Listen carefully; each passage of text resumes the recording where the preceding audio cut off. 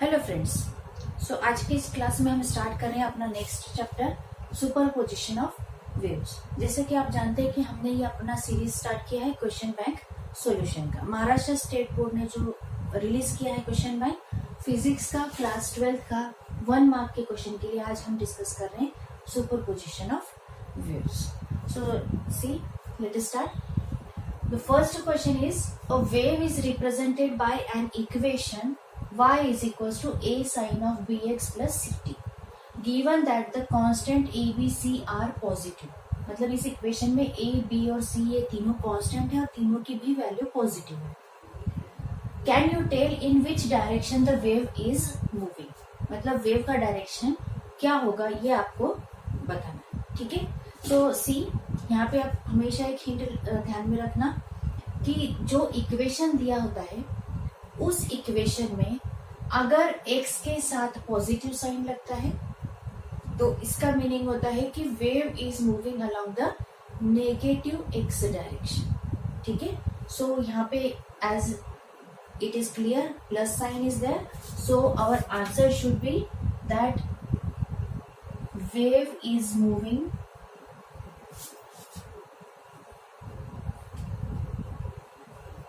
in negative x direction।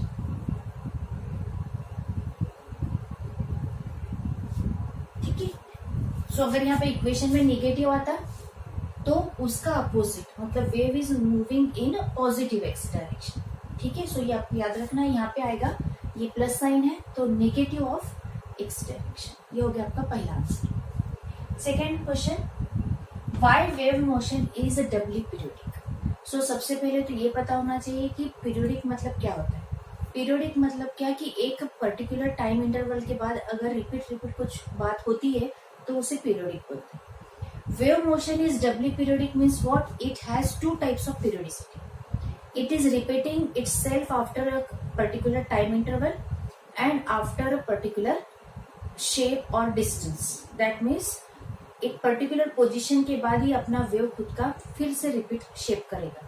जैसे कि आप जानते हैं क्रस्ट और ट्रफ होगा तो वापस से क्रस्ट ट्रफ बनेगा और उतने ही टाइम इंटरवल के बाद बनेगा। सो ये जो है डबली पीरियोडिक फिनोमिना मतलब क्या कि बिकॉज वेव मोशन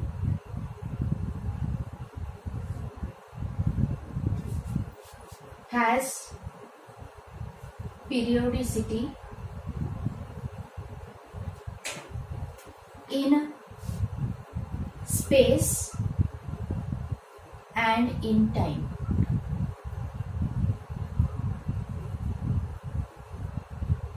स्पेस मतलब after particular time interval, sorry after particular distance या शेप ये रिपीट हो रहा है, और टाइम मतलब आफ्टर पर्टिकुलर टाइम ये रिपीट हो रहा है। वेव ये दोनों भी पीरियोडिसिटी दिखाती है, इसलिए ये डबली पीरियोडिक है। Next question, what is interference of sound waves. ठीक है, अब साउंड वेव्स है, इसका इंटरफेरेंस क्या होगा।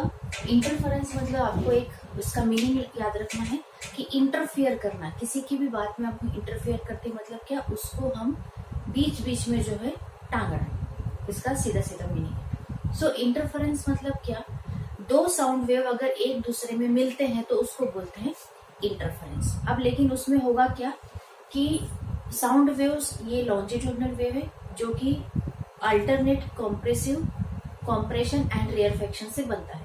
ओके, सो यहाँ पे हम पर्टिकुलर डिफाइन करेंगे कि when compression of one sound wave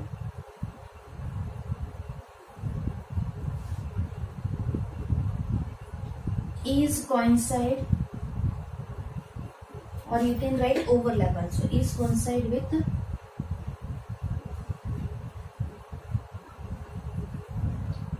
compression of other sound wave।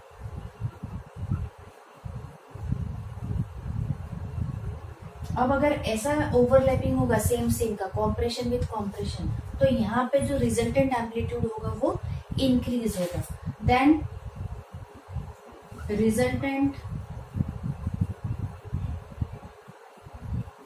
amplitude will increase.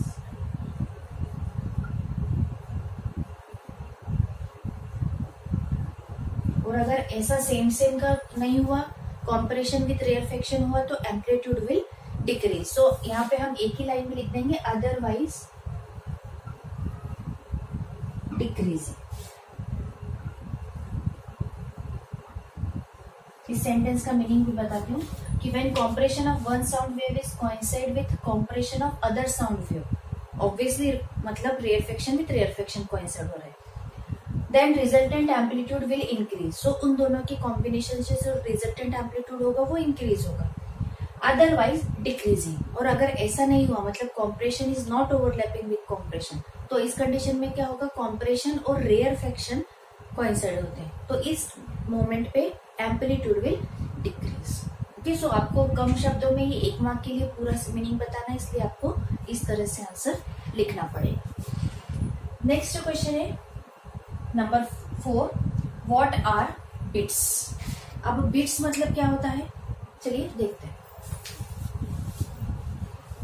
Bits कब फॉर्म होते हैं, जब कुछ तो अल्टरनेट मिनिमम और मैक्सिमम हमें सुनाई देता है, उसी को पर्टिकुलरली बोलते हैं वैक्सिंग और waning. Okay, so when alternate waxing and waning are formed, then we can say that formation of beat is there. Okay, so ये डेफिनेशन आपको यहाँ पे लिखना है, when there is alternate formation of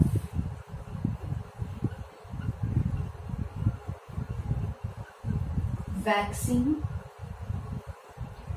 and waning is there, then it is called as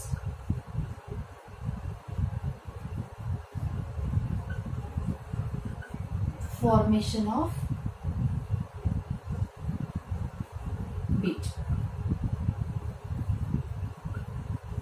waxing मतलब दो अगर एक साथ कंबाइन होते हैं तो उनका साउंड जो है लाउडर आएगा। वैनिंग मतलब जब दो कंबाइन होंगे तो उसका साउंड जो है वो लाइटर आएगा, और एक बार बड़ा एक बार छोटा। सो वैक्सिंग एंड वैनिंग अल्टरनेट आएगा, उसी को हम बोलते हैं कि ये बीट का फॉर्मेशन हो गया है। सो ये डेफिनेशन होगा बीट का। नेक्स्ट डेफिनेशन है व्हाट आर हार्मोनिक्स।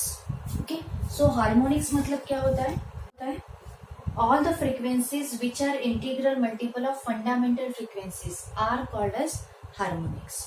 मतलब जितना भी फ्रीक्वेंसी होगा, first mode, second mode, third mode का, जैसे कि आप जानते हैं फर्स्ट मोड का फ्रीक्वेंसी फंडामेंटल फ्रीक्वेंसी होता है। सो उसके बाद वाले जितने भी मोड आएंगे, उन सभी मोड में जो फ्रीक्वेंसी होगी वो सभी integral multiple of fundamental frequency आएगी, मतलब 1n, 2n, 3n and so on. सो ये जो है सभी इंक्लूडिंग फंडामेंटल आल्सो, सभी को हार्मोनिक्स बोलते हैं। सो फंडामेंटल फ्रीक्वेंसी होगी फर्स्ट हार्मोनिक्स, उसका नेक्स्ट वाला सेकेंड हार्मोनिक्स, उसका नेक्स्ट वाला थर्ड हार्मोनिक्स। ठीक है, उसके बाद नेक्स्ट आपका क्वेश्चन है व्हाट आर ओवरटोन्स। ओवरटोन्स मतलब क्या, टोन्स मतलब जो कॉम्बिनेशन के बाद जो फॉर्म होगा उसे बोलेंगे टोन्स।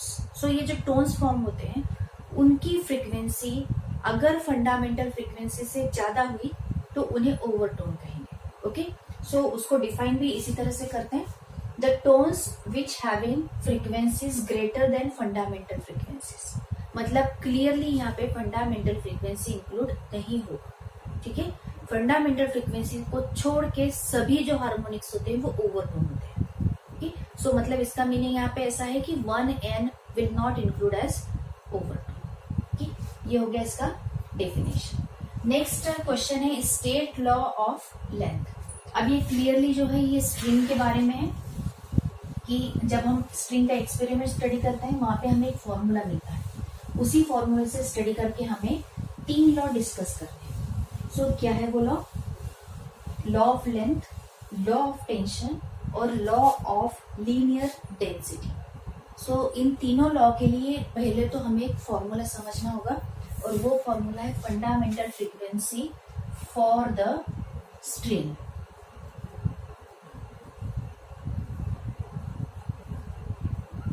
ये हमारा फॉर्मूला था फंडामेंटल फ्रीक्वेंसी के लिए। ठीक है, सो ये हम साइड में लिख के रख देंगे, इसी से हम तीनों लॉ डिफाइन कर सकते हैं या स्टेट कर सकते हैं। सो फर्स्ट क्वेश्चन नंबर 7 से स्टार्ट करते हैं, law of length.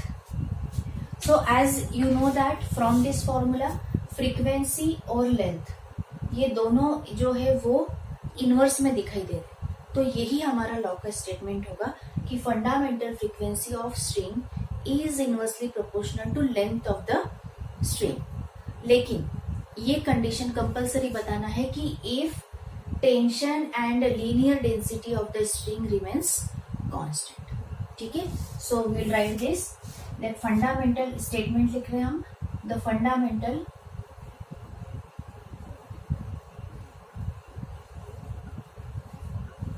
frequency of string is inversely proportional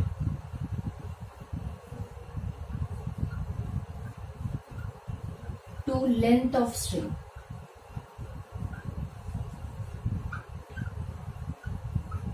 If tension and linear density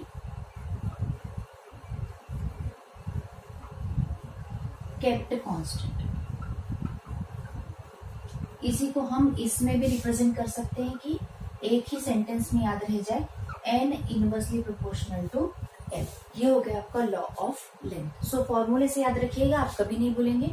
ये इनवर्सली दिख रहा है, n ऊपर है l नीचे, इसका मतलब इनवर्सली प्रोपोर्शनल टू लेंथ का है। इसके बाद आपका नेक्स्ट क्वेश्चन है स्टेट लॉ ऑफ टेंशन। ठीक है, अब फिर से देखिए यहाँ पे फ्रीक्वेंसी और टेंशन का रिलेशन जो है वो डायरेक्टली प्रोपोर्शनल दिख रहा है क्योंकि टेंशन भी ऊपर ही है। ठीक है, सो हम यहाँ पे डायरेक्टली प्रोपोर्शनल बताएंगे, लेकिन अब यहाँ कंडीशन क्या आ गई कि लेंथ और linear density are kept constant. So इसी को हम थोड़ा सा चेंज करके नेक्स्ट आंसर लिख सकते हैं। The fundamental frequency of string is directly proportional to, अब यहाँ पे डायरेक्ट नहीं है, हाँ, in square root of tension है, directly proportional to square root of tension.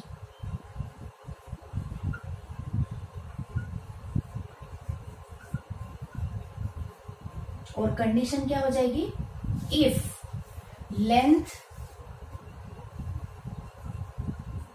And linear density kept constant. इसका मतलब हम यहाँ पे इक्वेशन ये भी चेंज कर सकते हैं, n directly proportional to square root of t। ये हो गया आपका क्वेश्चन नंबर 8 का आंसर। ठीक है, सो इसी तरह से सिमिलर वे में आप करेंगे तो आपको तीनों भी लॉ लिखना इजी लगेगा। ठीक है, सो अब हम चलते हैं तीसरे लॉ की तरफ। सी थर्ड लॉ क्या है, state law of linear density. अब लीनियर डेंसिटी मतलब यहाँ पे आता है स्मॉल ए। सो जैसे कि आप देख रहे हैं फंडामेंटल फ्रीक्वेंसी और लीनियर डेंसिटी, फिर से ये इनवर्सली हो गया, ओके, लेकिन square root of linear density आएगा। ठीक है, सो हम इसे फिर से मॉडिफाई करेंगे नेक्स्ट के लिए, एक जैसे सेंटेंस करेंगे तो आपको इजी रहेगा याद रखने के लिए। The fundamental frequency of string is now here again direct inversely proportional to square root of, यहाँ पे आएगा लीनियर डेंसिटी।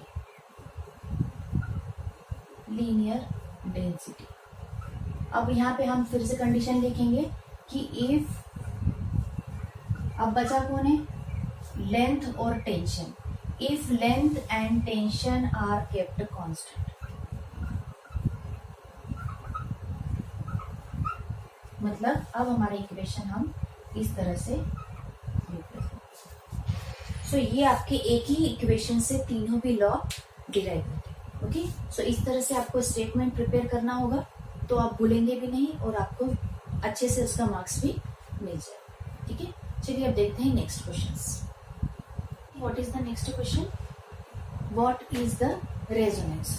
अब ये रेजोनेंस जो है वो स्पेशल कंडीशन होता है जिसमें किसी भी वेव का फ्री वाइब्रेशन और फोर्स वाइब्रेशन अगर एग्जैक्टली मैच होगा तो particle will vibrate with more amplitude. That type or that condition is called as resonance. Okay, so we can say it is in this case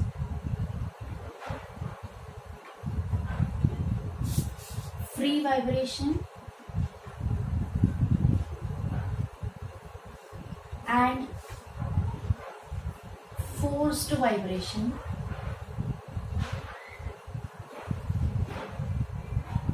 of a particle matches, then particle starts to vibrate with a maximum amplitude. This condition is called as resonance. ठीक है, free vibration और force vibration उसका match होगा. Okay, second question means next question 11 number, what are forced vibration. अब forced vibration मतलब क्या होता है? Forced vibration means what?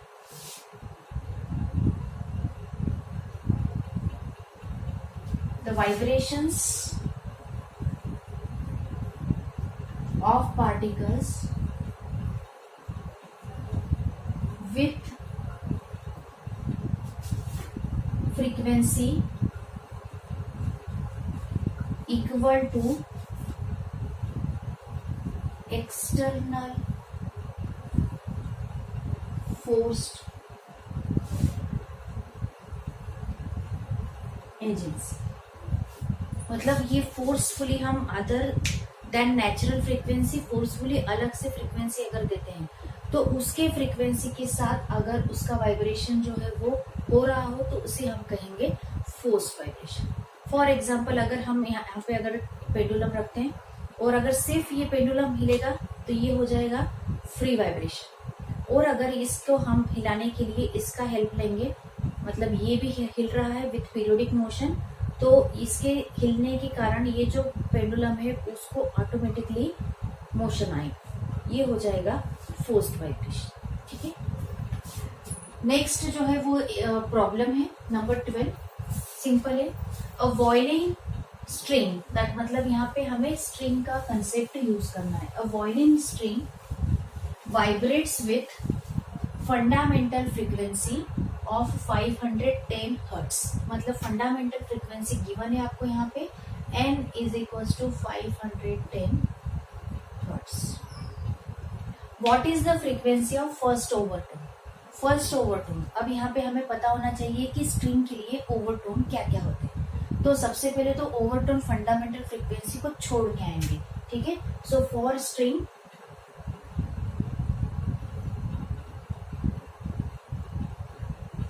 overtones are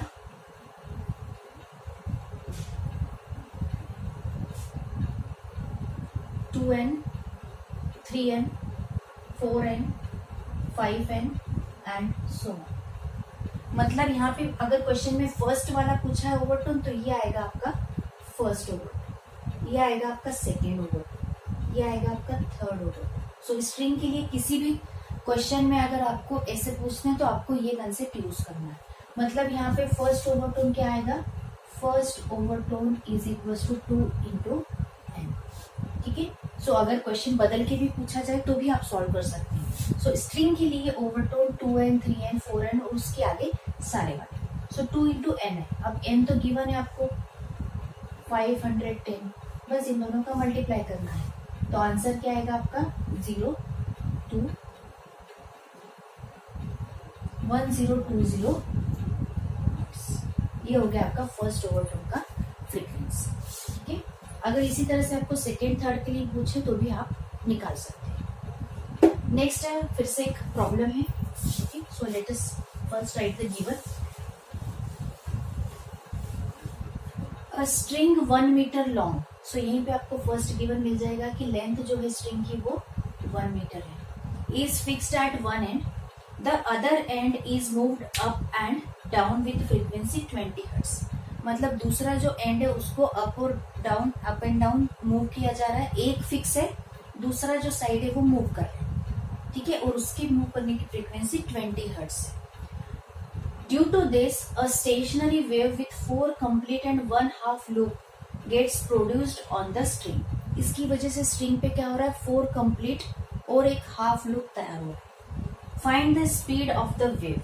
हमें स्पीड फाइंड आउट करने के लिए कहा गया है विच प्रोड्यूसेस स्टेशनरी वेव. जिसकी वजह से यहाँ पे स्टेशनरी वेव प्रोड्यूस हो रहा है। अब एक इम्पॉर्टेंट नोट भी दिया हुआ है कि moving and is anti node, मतलब जिस तरफ से हम घुमा रहे हैं वहां पे एंटी नोड फॉर्म हो रहा है।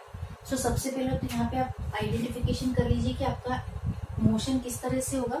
जैसे कि क्वेश्चन में दिया है 4 लूप्स, 4 कंप्लीट लूप्स, तो पहले तो हम 4 लूप्स बनाएंगे 1 2 3 4। सो ये लूप फॉर्मेशन है स्टेशनरी वेव का। सो इस तरह से आपका 4 कंप्लीट लूप आएगा और एक लूप जो है वो हाफ आ रहा है, मतलब इस तरह से ऑटोमेटिकली यहाँ पे एंटी नोड फॉर्म हो गया जो कि क्लोज एंड पे, मतलब जहां से हम मोशन दे रहे हैं। ठीक है, तो अब आपको यहाँ पे स्पीड फाइंड आउट करनी है। So as we know that हमें स्पीड के लिए फ्रीक्वेंसी और वेवलेंथ दोनों लगेंगे। ठीक है, सो पहले हम डायग्राम पे फोकस करते हैं। As we know that the distance between 2 nodes और 2 anti nodes it is lambda by 2। So ये हो गया लैम्बडा बाई 2, ये भी हो जाएगा लैम्बडा बाई 2, ये भी हो जाएगा लैम्बडा बाई 2। ठीक है, ये भी हो जाएगा लैम्बडा बाई 2, मतलब 4 कंप्लीट लूप का लेंथ कितना हो गया लैम्बडा बाई 2 4 बार। और ये जो है ये हाफ हो रहा है, मतलब कितना हो रहा है, यहाँ से यहाँ तक का आ जाएगा सिर्फ lambda by 4। So total length हम वेवलेंथ के रिस्पेक्ट में अगर रिप्रेजेंट करेंगे तो ये हो जाएगा लैम्बडा प्लस लैम्बडा 2 लैम्बडा और वो लैम्बडा बाई 4। ठीक है, सो इससे अगर हम आंसर निकालेंगे तो हमारा आएगा 9 लैम्बडा बाई 4। एलसीएम निकालेंगे 4 2 8 + 1 9 लैम्बडा बाई 4। सो वेवलेंथ निकाल सकते हैं हम, lambda is equals to 4L divided by 9 cross multiplication से। और लेंथ तो गिवन है क्वेश्चन में 1 मीटर है, मतलब 4/9 हो गया। सो लैम्बडा आ गया। फ्रीक्वेंसी तो आपको क्वेश्चन में दिया हुआ है 20 हर्ट्ज। सो यहाँ पे हम रखेंगे frequency n is equals to 20 hertz. और वेलोसिटी कैलकुलेशन जो करना है उसका फॉर्मूला था v is equals to n lambda. So value substitute कर देंगे 20 × 4/9। अब कैंसलेशन तो कुछ होता नहीं है यहाँ पे, सो हम एज इट इज कैलकुलेट करके रख देंगे। It is 80 divided by 9 metre per second. Everything is given in SI unit, so हम आंसर भी SI में रखेंगे। So hope you understand all this. If you like our videos please subscribe.